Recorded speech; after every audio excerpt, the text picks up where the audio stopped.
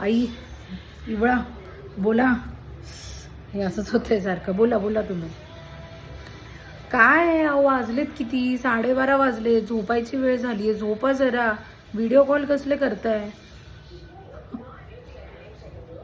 नाही जमणार आहे आई. मी तुम्हाला मगाशी पण सांगितलंय.